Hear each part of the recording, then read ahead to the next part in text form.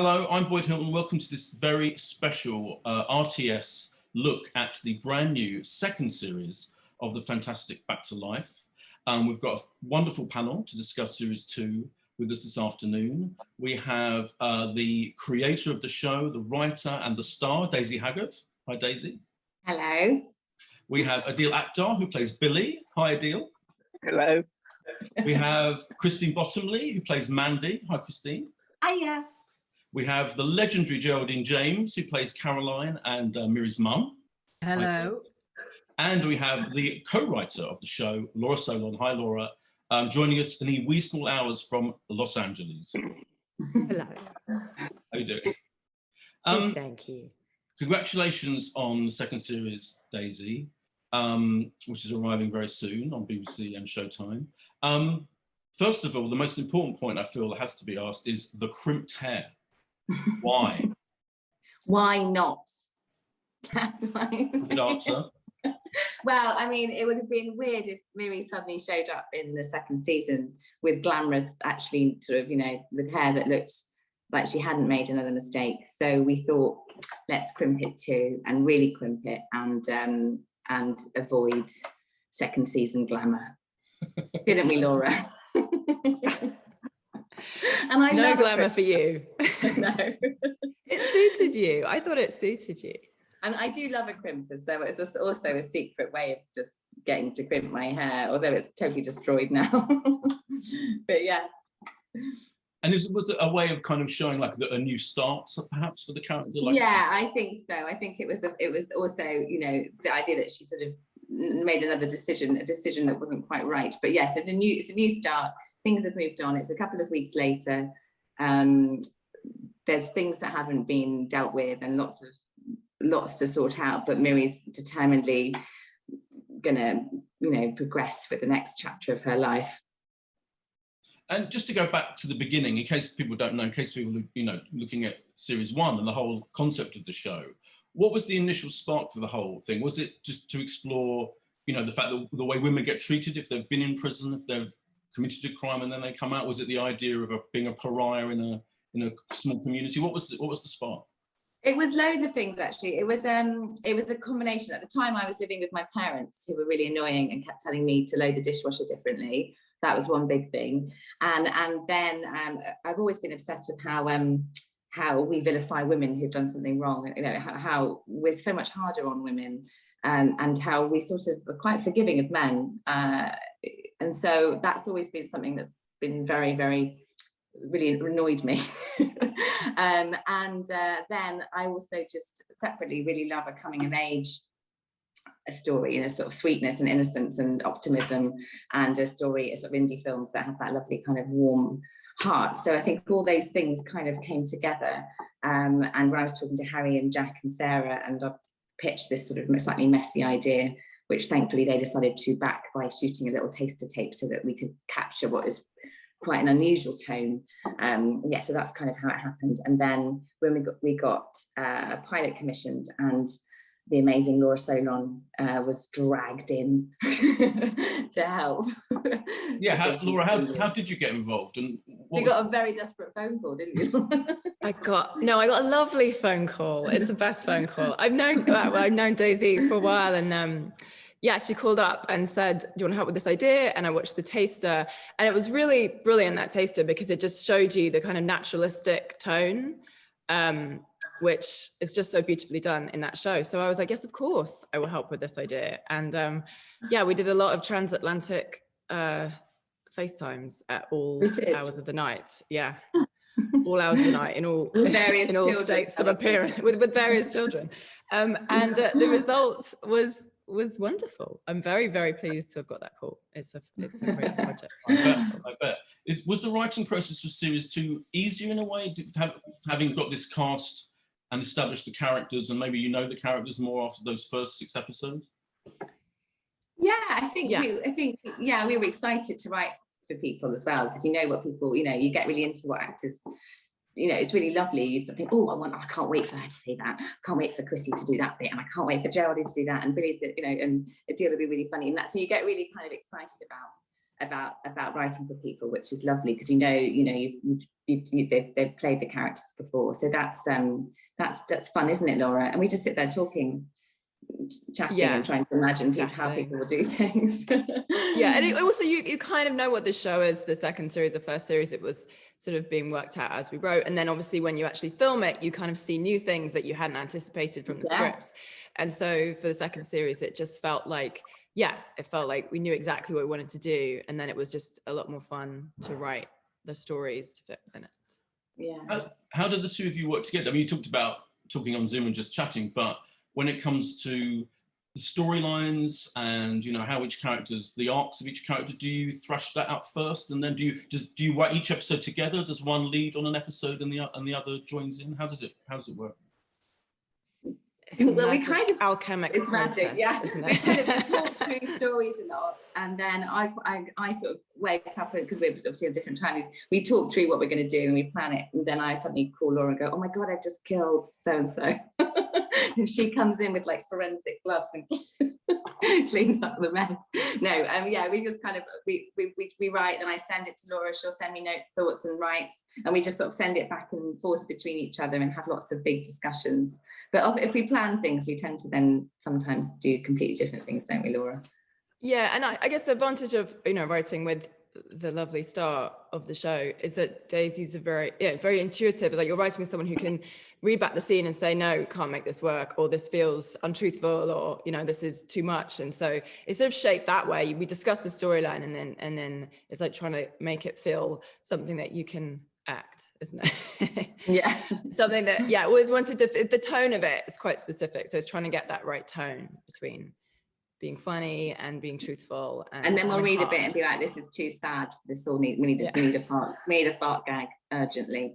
Well, I was going to ask about that, because it is some heavy moments. I mean, series 1, there's you get, I mean, the final episode, I'm thinking of your fury at Christine's character, Christine in the toilet passing out her Mandy.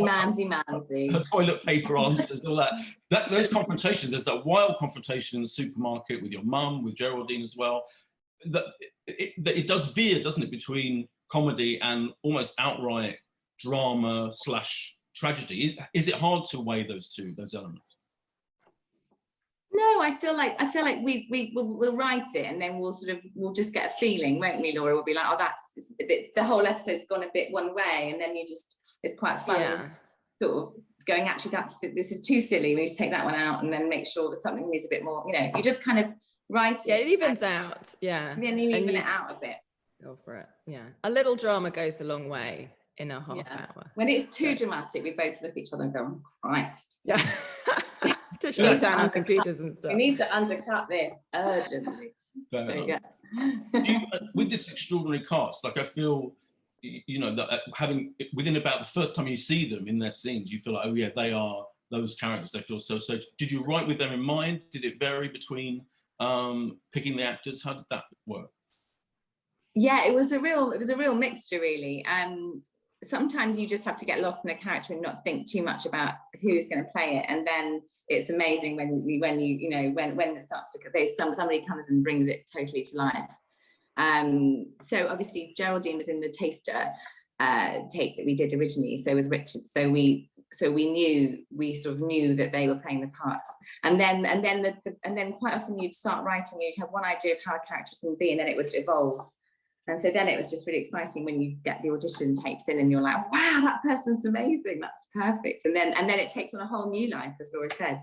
So suddenly you've got your Mandy, and she's taken it somewhere even more exciting than you could. Or you've got your Billy, and it's suddenly got this, and then you go, oh, we've got to write this now. And so it sort of steers you in a really fun way. So even when we were filming series 1, we were getting inspired by our actors and then going, oh, they'd be really funny if we did this, or actually the energy that they've got brings that, So I think we really enjoyed that part of it. It's very relaxing, because I had to watch it from LA, and I'm always watching after it's finished filming.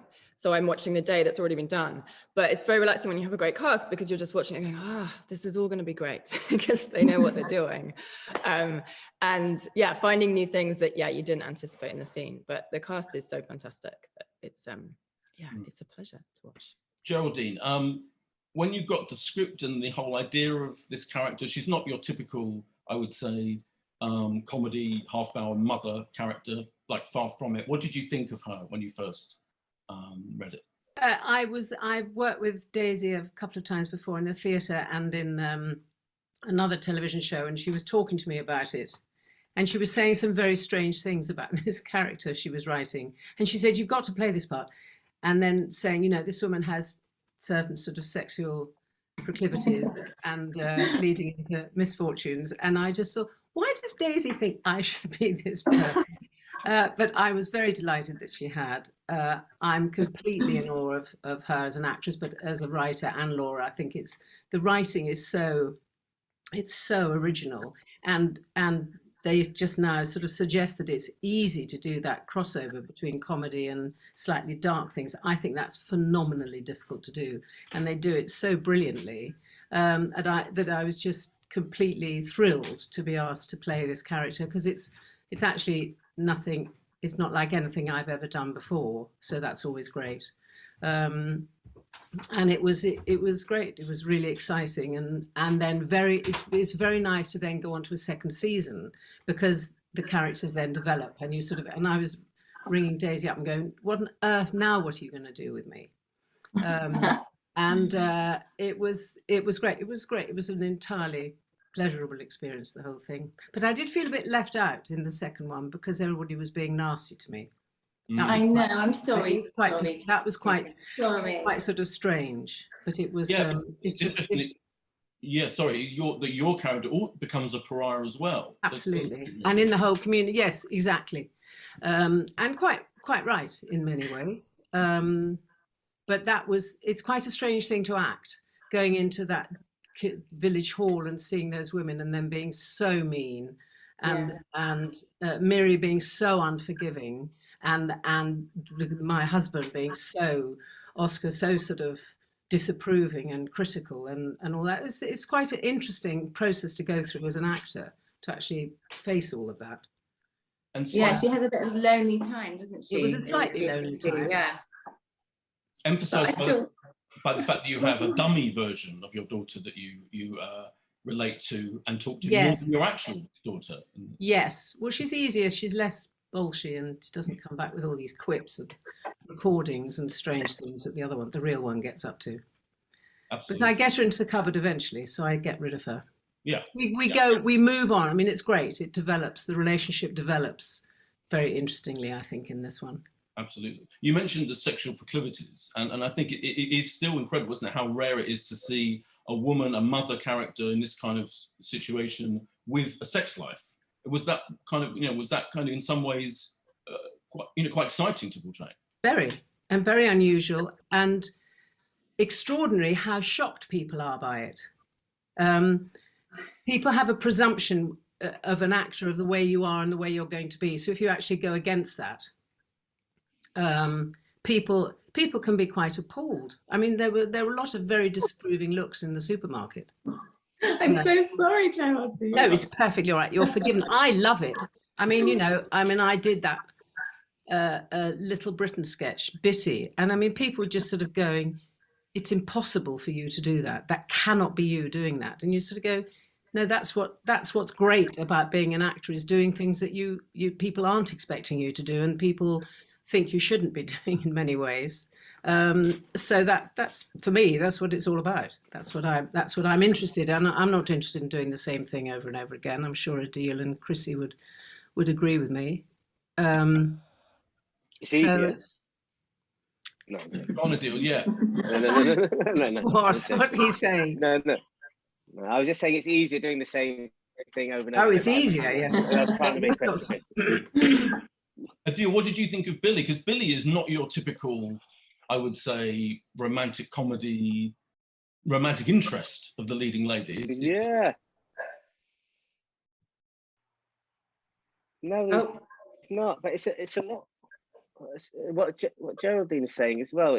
And how you talk about how the script was written. It was kind of, it feels there's so many non-traditional things going on that it's the first time I sort of have ever got to play a part like that as well. And And it's a real discovery. Like, as I'm doing it, I'm discovering, you know, how it should go, and like what the character's about and everything else. And that is I think I'm more nervous doing this than I have other things, just because it feels so, the terrain doesn't feel very familiar. But then I think what's really nice is having Daisy there, you know, and it's all from sort of her mind and her brain. So when I'm sharing a scene with her, it's kind of like she's a Gurkha, you know, slashing and burning through this thing, and I'm like, oh, this is a lovely space to act in. You can just do anything you want here. So yeah, sort of answer the question, but not really. Yeah, oh, definitely. Is that nerviness a help in a way? Because a lot of your scenes with Daisy are incredibly awkward in a, you know, in a funny, interesting, exciting way, that the two of you kind of trying to negotiate this relationship. There's a lot of awkwardness involved, isn't there? Yeah, but I think it also reflects how people are in those sort of situations, and you know, and it's almost like the chat between comedy and drama. When things get really, really dramatic, then it's people just sort of, you know, take the steam out of it by farting or cracking a silly joke, and do you know what I mean? And so then that's what it's like. So it's like this sort of, it just felt very freeing to do this, because it's kind of how people are and how life is, you know. So yeah. I think we can reveal that new cast member Mira Sayal joins the show, and she plays your mother. Yeah. How was it working with Mira, and what is that character like? Because we haven't seen her yet. So Mira, I think I've worked in all the Goodness Gracious Me lot now, and Mira was the last one. So we had lots of chats offset about stuff, Asian comedies in general, and all that sort of stuff. So just to be able to like chat with her and have like a little green room chat and cup of tea with her was really lovely. And to do stuff opposite her, again, she's just like a comedy legend. So it's like you're just going along that sort of comedy wave with her, you know. It's just got to say the words in the right order, and the rest looks after itself. Yeah, I bet, yeah. Christine, the last time we saw your character Mandy, she was not in a good place, was she? No, she wasn't in the best place, no. No. And then I think she goes into series 2. She's a bit sort of given up on life a bit, really, and in a very, very dark place. And oh gosh, it takes a lot to ignite her again, to even get her out of her bed. And it was, I think that was really nice to get a piece, you know, a bite into that, really. She was sort of 2 steps away from unraveling, and yeah, that was quite tasty to be able to explore a bit and get some humour from that as well, and get to see her with her family. And you know, she's the most, she obviously adores her children, but just cannot possibly and would not ever say to her kids, I love you, or say to her partner, you know, I love, she just hasn't got it in her. And that's very different from me. I'm like, yeah, lots of love for lots of people. So it was lovely that, and I think that's what's really good. Like with Daisy and Laura, they you know, they don't just throw the same stuff at you that you might be given, you know, but like again and again, and it's nice to play against, you know, your usual tide that you kind of get thrown at you. So yeah, she has quite a tricky journey, but hopefully she gets out the other side. What was it like doing those scenes where Daisy's character, quite rightly, is absolutely furious with you, and Yeah. terrifyingly so, I must say. Yeah, very scary. You know, she's really method, and I was absolutely terrified. I had to call my agent. So it's really lovely because Daisy and I are actually really good friends in outside of Back to Life, and we've known each other for a long, long time, and it feels like a really safe space, you know. So it's just really nice to go into work and know, particularly on a comedy, it's not like it's not like a team of people trying to outdo each other, or, you know, really nervously looking around when there's a tick, if there's a laugh, or, you know, which can, you know, it's a safe space to like try new stuff, and nothing is ever seen really as being wrong, you know, and that's lovely. And to get to spar with your mate is really nice. It's really nice. I'm just sorry that I didn't get to see like a lot of Adil and Geraldine this time round as much, but who knows, in another time. You are confined to your bed quite a lot. Yes, she's down, Boyd. She's down. She's down. She's she did something terrible. She's feeling the guilt. Yeah. But she gets out of the bed and she takes the story to a whole new level. So Get out of the bed. she sure does. When we were in that bed, not together, Daisy, but that's when the giggles start, really, isn't it? Yeah. Fine line away from when you're playing the sort of dark stuff. I don't know, like it's like real life, you know, really bad things when they happen. Bursts of humor do come from, you know, kind of out of nowhere, because it's the only way you can kind of get through. And some of the times in the bed are Mandy's wittiest, you know, but that's life, isn't it? Yeah. We have to also talk about the arrival of Ade Edmondson, who is Laura. He is scary. I mean, I think as soon as he arrives in the first scene, he's a scary figure. Was that almost like it brings a slight thriller element to, I feel, the show? Was that what you were going for? Yeah, but again, we wanted it to be a believable scary guy. But when we started writing it, we said really early on, oh, it would be great to get him to play it, thinking, well, you know, he's never gonna be free. And he was, so it all worked out. It all worked out very well, and he's amazing in it. And so very, very different to how I grew up watching him in comedies. So yeah, it's really, really pleasing. Him and Mira, it's really fantastic additions to the cast. So yeah, it's really exciting. Yeah. And Daisy, he and Lizzie McInerney as well. This interrelation, the relationship they have is quite fascinating. I mean, in the first process, how that's unfolding and how they're interacting. Yeah, I mean, we sort of, you know, we knew at the end of season 1 that he was not a nice man. But we wanted to make sure that he was a human, as Laura said, like he was a human person who also had suffered an incredible loss. So we wanted to portray their relationship. And obviously he's a bully and not, you know, you would never want to be married to him. But he's also lost a child. So when we were writing it, we were just sort of thoughtful to explore his grief, the sort of the reality of what their relationship had been through, plus the fact that it's clearly a very, very unhealthy marriage, but also allow him to be unpleasant, but whilst not just kind of painting him one colour, if that makes sense. Did I answer that question? You did. I think you did. Yeah, absolutely. Yeah. Probably somewhere in there. Definitely. I was going to ask about the style and look of the show, because it is I have to say, it's one of the most spectacularly beautiful like comedies, half-hour comedy shows I think I've ever seen. Was that something you wanted to do from the start? Was that, you know, you had that ambition to make it this kind of visual element with the coastal scenes and the... Yeah, well, we wanted the show to look really lovely. And as I said earlier about the indie film thing, you know, the indie movie vibe, I sort of always wanted the show to look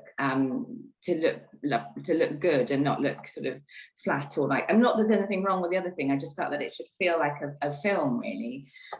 So when we made The Taster, we had director Chris Sweeney came on board, and we broke down at the time all the shows I loved the look of. I was like, I love this, but I don't understand why or how, you know, but these are the things I want it to feel like. And he was excellent at, with Ben Wheeler at sort of setting that look and kind of making that work for us, because yeah, we just wanted it to not look like a typical comedy, to look like a film, I suppose. But I'm terrible at knowing what those things I like are. I was just like, I know I want it to be like that. So you need really clever people to help you to sort of decipher what your brain is saying. And Adil, does it help to be able to act in those locations, in those fascinating locations? Like there's lots of scenes where you're on the beach and, you know, in front of that incredible acoustic mirror thing and all of that. Does that just give you a kind of extra level of interest when you're performing, when you're acting the character? Yeah, it's really nice just to sort of be in a spot and just say some words and not have to like act against anything and imagine yourself being in another place. Yeah, that's really helpful. And then there was some scenes in the second series where it was really cold and we had to act cold, so that's helpful, you know. But we were sometimes colder on the than bench and we have to eat salmon. Oh right.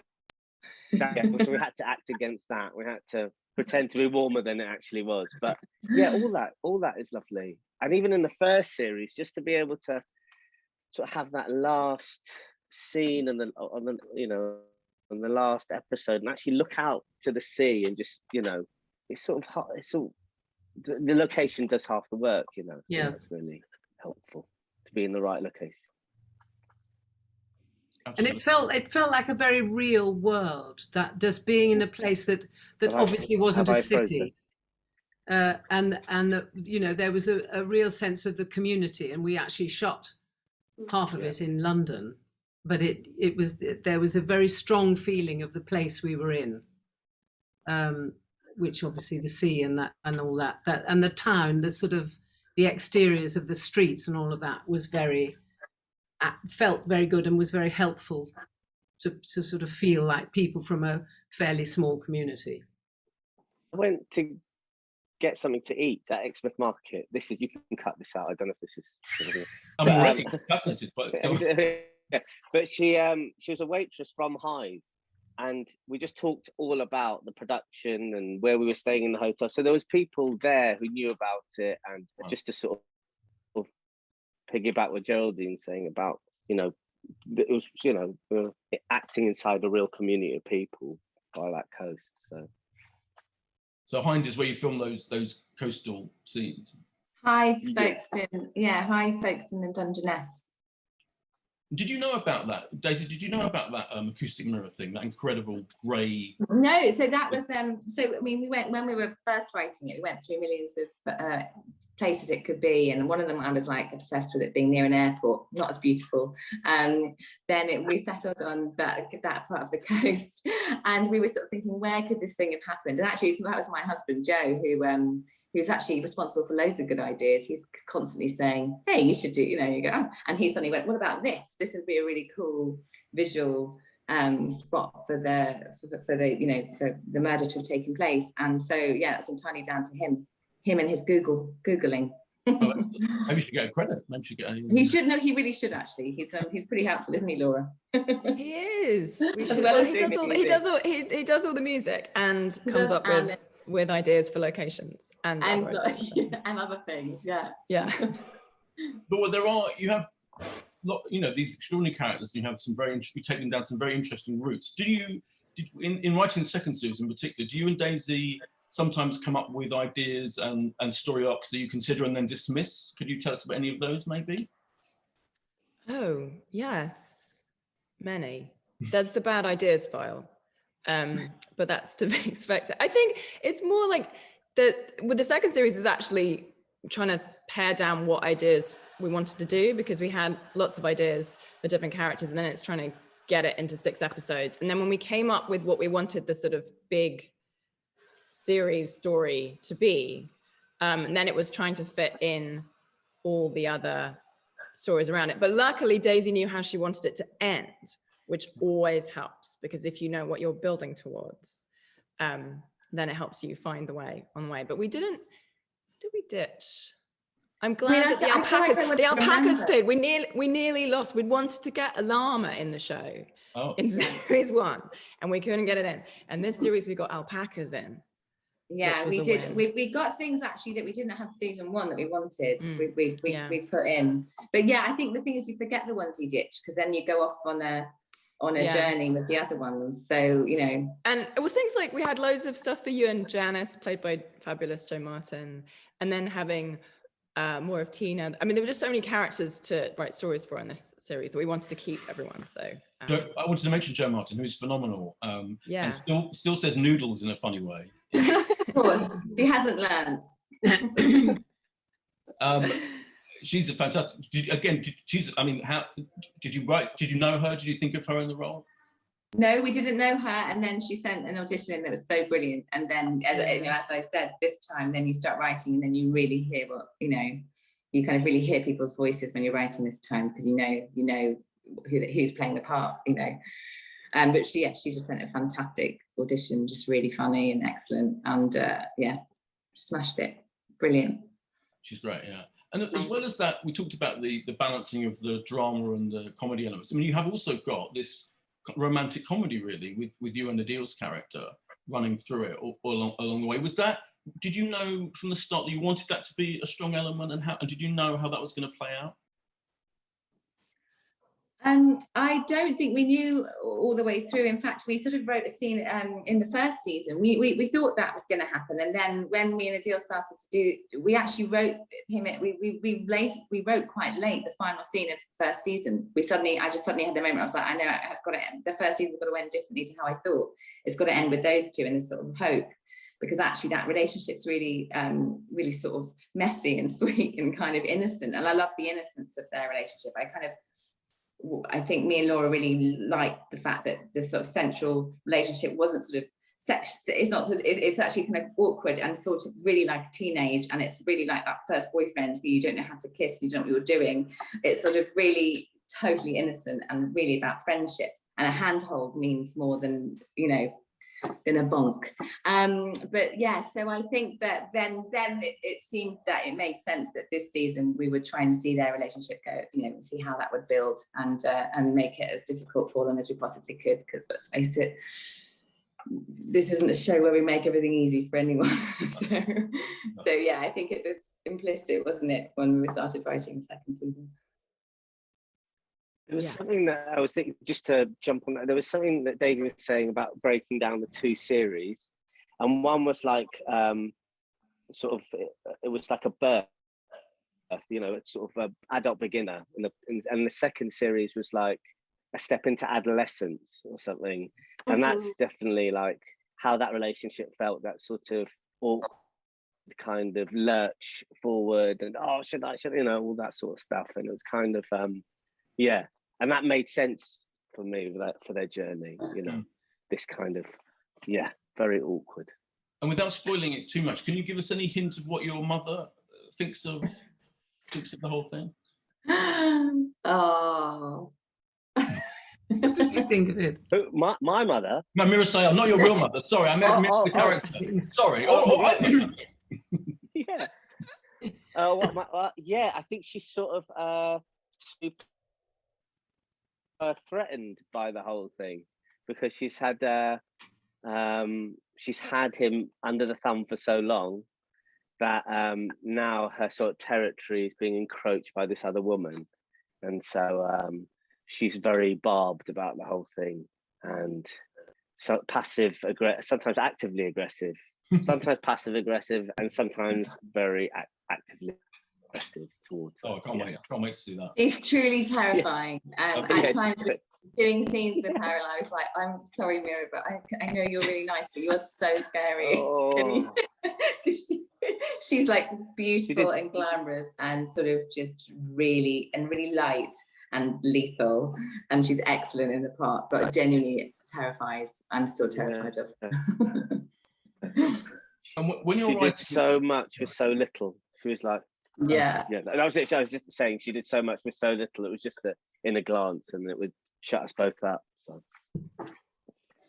And when you're writing Geraldine's character, the character of your mother, Daisy, are you when you're testing the boundaries of what you're going to give her to do? For example, slight spoiler alert, but I have to ask about it: sending a dick pic to the man who sent the dick pic. I thought was hilarious. That's just like, that's just, she's bad with her phone, right? So that's a mistake. That is a mistake. She doesn't know how to like, my mum would not send a dick. But my mum is bad with her phone. So yeah, that's just, I think there is something really fun about, sorry Geraldine, having someone as sort of, totally useless, technically hopeless. It's very good. As Geraldine, just sort of, sending a dick pic. Quite fun. Yes. Did you identify, Geraldine, with that technical screw up, if you like? I'm afraid totally. I'm sorry, I wouldn't know how to begin to do that. I I mean, I have problems getting onto Zoom. I'm absolutely useless. So it was spot on as far as I was concerned. Easy. Apart from the dick pic bit. Hmm? Apart from the dick pic bit. Apart from the actual pic. And he's so fabulous, Jamie. Oh, he's brilliant, isn't he? Yeah. He's so wonderful. Yeah. It was that was really nice about coming back, was actually just coming in and revisiting those this cast, just actually all being together again was really nice, wasn't it? And we just sort of and because this time round it's like it sort of spreads out, so we get to see Mandy and her family, Billy and his family, and we sort of it spreads out a bit, and we have all these different stories going on, and it's still only 30 minutes, so it's an amazing feat to have got all those stories in, and so fully and so truthfully, and to revisit the characters that were established last time, and now we see them in a different light, is great. It's brilliant. Yeah, Christine, I was going to ask you about Mandy's husband. Seems an interesting character when he pops up. Yeah, he's played by the absolutely brilliant Keir Charles, who we're all a big fan of. Keir, he's beautiful, and yeah, he's just had a lot to put up with, Mandy, partner, and he's the most loyal, beautiful man, and she's so lucky to have him, and he still persists with her, and obviously loves the bones of her, and she's given him nothing for years, no joy, and so yeah, Keir he's brilliant. He's like he's just really playful, isn't he, Daisy? And he's so lovely. We just would giggle a lot, wouldn't we? We'd get the giggles. Yeah. We got told off a few times because there's not the time. There's quite a lot to shoot in a day, and once I go, that's it, gone. So yeah, he was good to have around. Keir Charles, always good to have around. Right. Yeah, and also it was funny because he'd done the voice of Mark Munther in the first season, yeah. so because I said, "Oh, Keir, will you do me a favour?" And then yeah, it was really nice. Great. I want to ask about you've got a new director for series 2, Ella Jones. How did you, or what were you looking for when you're looking for a new director? What are the important elements of that? What does Ella bring? Well, it's difficult, that, because I mean we'd had the brilliant Chris had another job, so he was busy, and so we met a few people, and Ella's just super bright, really really clever, really lovely, really kind of intuitive. She understood the show really well, and it was a dream, really. She was brilliant, and through that we ended up, we sort of turned around one day and we were like, oh my gosh, we've got like female director, we've got female DOP, Susie, who was amazing, and we had to start looking. There was just loads of women like leading the show, and it was like, oh, that's so lovely. I haven't been on a set that's so run by also really kind women, the producer guys, everyone. There was just a lovely vibe, so it was really brilliant. And Ella's going to go really far. She'll if we got a season 3, she'd probably be too busy to do it. She's gonna really, really do well. She was lovely to work with, wasn't she? Yes.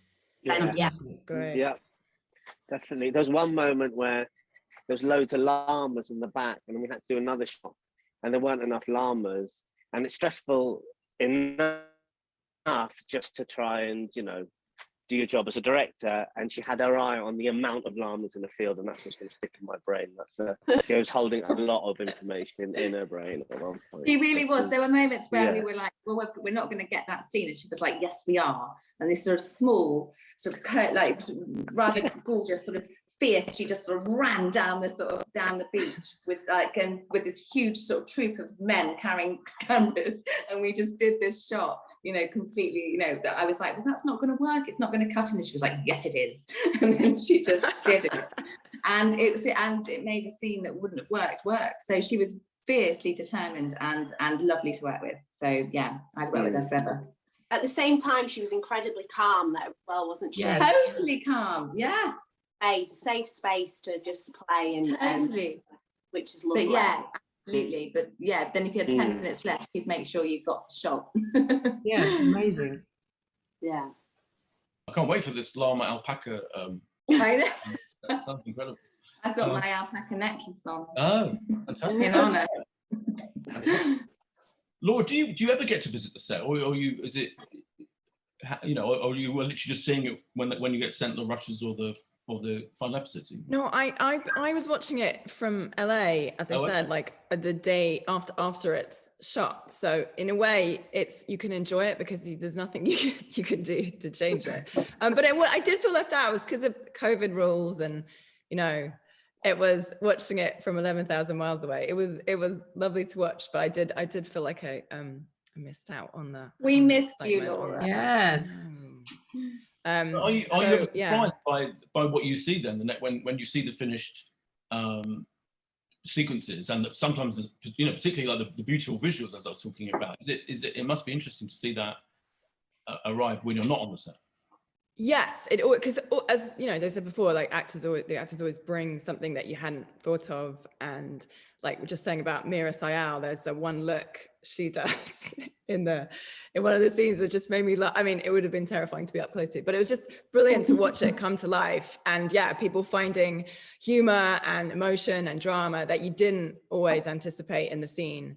And yeah, because it was the second series and it was less, like I think we were more confident going in what we wanted to do than the first series. So it was actually always like lovely to watch it for me. And I would just keep texting Daisy saying, "This is great." Daisy would say, "We're all exhausted."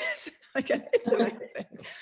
So it was very relaxing for me to watch from afar this time around. Daisy, when you're writing for Mira, you're writing this character Mira, is it ticking along in the back of your mind that you're going to have to perform this? Like you give her a lot of very challenging stuff to do. Yeah, well, it's funny, we don't really think about Miri as much until the end when we have a massive panic and I realise I have to act it. And then I go, oh no, I've got to do a read through. I get so excited by writing the other characters that I genuinely, we kind of go, we know what the story, she has to lead elements, but then it's so much more fun writing other people's voices. And then suddenly we're like, oh bugger, and I'm like, oh God, how am I going to act that? So then I rewrite it so I can act it. No, so it's always the last thing that I think about. And so it's always the read-through day is a terrifying moment when I realise I've never actually read the scripts, like as an actor. And I always feel kind of panicky, but we sort of figure it out. Do you ever get there on the day to shoot a scene that you've written for yourself and you just regret the fact that you've Yeah, there's a few like big jumps. I was like, oh Jesus, who wrote this? Oh shit. So then I blame Laura. No, no, yeah. The great thing is you can pretend that you know you're being really clever and be like, I'm just going to rewrite this because it doesn't work, and actually you're just making it easier to say it. We're running out of time. I was going to ask all of you individually, without spoiling anything, what if you have a favourite moment or a favourite sequence to shoot from series 2 particularly? Adil, I might start with you. Daisy and I we had a date in it was a restaurant scene, and it was one of those ones where you read it and you're going, oh, it's a lot. We're sort of veering from comedy and, you know, moving into the territory of drama, but with the well-placed fart joke at the end. You know, it's one of those ones. And it was and I just remember looking across at Daisy and thinking, she's just smashing this. And I love doing that scene. Yeah, I always just think about that one. Yeah. Right. Christine? Oh, there was one point where I had the giggles quite a lot and I had to keep looking at Daisy's forehead on my close-up, just in the hallway of Mandy's house. And I just thought, this is brilliant, you know, going to work and actually have a laugh and still get the work done. And nobody was shouting at anybody and it was lovely. So that will stay with me for a long time. That's good. Geraldine? The relationship with Richard Durden, with Oscar, my husband, that sort of moved on quite a lot in the second series, and there were scenes that we had together in the house that I absolutely loved. This when Jamie's character, what's he called? Dom. When Dom turns up, and oh yeah, Oscar and Caroline are up in the bed. It was a wonderful feeling of security and safety and fun, and really trying to make it work and seeing how far you could go. And it was just really sort of nourishing experience, actually playing some of that stuff, which is always wonderful. Right. And Daisy. I honestly, my one's a spoiler, so I can't say it. But basically, I really enjoyed this season. Just really enjoyed moments with everyone, I think. And I think, yeah, as Chrissy said, those moments when you've got the giggles, but you know it's okay, are quite blissful, as long as you can stop giggling, because that is the worst. It's scary when you can't. Yeah. Yes, there was one. Yeah, there's a few moments where someone says something like, "Oh shit, I really can't. I can't." But it's a sort of a fine line between hell and bliss. Yeah, well, that's a great description of the whole show. Yeah. Thank you. Well, congratulations on from what I've seen, a fantastic second series to all of you, and thank you for joining us, Daisy, Geraldine, Adil, Christine, and Laura. And, Thank you. Thank you so much. And thanks to the RTS for arranging the whole thing. Yes, thank you. Yes, thank you. Can't wait to see it. Yeah. Me too.